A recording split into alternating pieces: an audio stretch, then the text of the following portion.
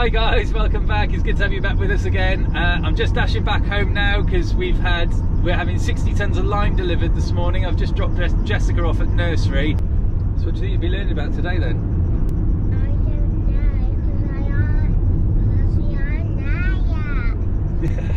I don't know, because Yeah, so we'll do a little video on the liming so you can see what happens and how it gets spread, how it gets delivered and how it gets spread, and we'll tell you a little bit about why we're doing it. So one of the things we have an issue with at Fenoni, when we're having stuff delivered like this, it's got to be tipped off a tipper lorry. The lorry's like 32 tons or so, the load is sort of 20 tons of that, and obviously as it raises up, it's you've got a lot of height high up. So there's lots of safety warnings and buzzers and all sorts on the lorries. They'll actually stop them from tipping if it's not on a flat surface. And if you've seen any of our previous videos at Fenoni, then you'll know that we haven't really got many places that are very level. Most of Fenoni is on an angle really.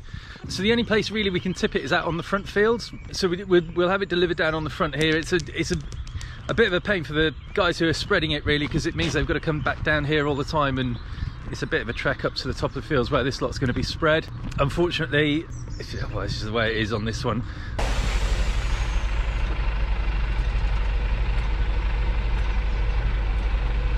Morning. Morning, how are you? All right, you? Yeah, not so bad. Nice day. Yeah.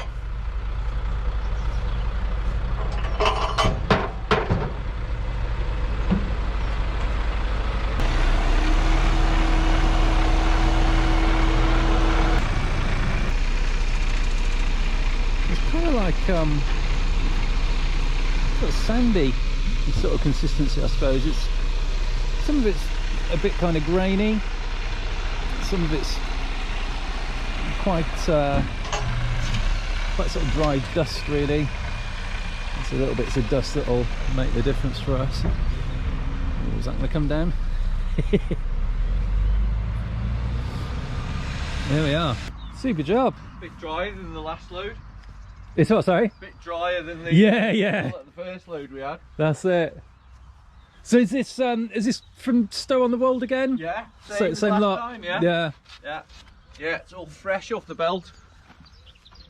So when they mine it out then, presumably it comes out this sort of big rock, does it? And then it gets ground up, is it? Is there like a... Yeah, well they blast it and then it's a big rock, and then they break it down into manageable sizes, and then it goes into the crusher and impactor, right, and it makes this.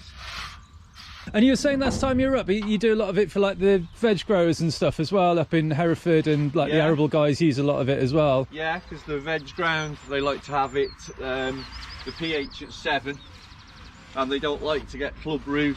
And the asparagus, we do a lot of asparagus around Bridge North, Telford, over on the Cotswolds, Stratford-on-Avon. Right. Because asparagus likes it at pH of 7. Right. Yeah. I mean, for us, obviously, we're sort of, well, we're redoing some fields up the top to get ours to sort of, we're aiming for sort of about 6.2-ish really for some fields that we're sort of looking at reseeding and stuff like that. And obviously it'll sort of boost up our calcium a bit in the soil and stuff anyway. You're on the grassland and National Trust grassland, and it's not going to be as intensely farmed, is it, as like, you know, these high value crops like asparagus and vegetables.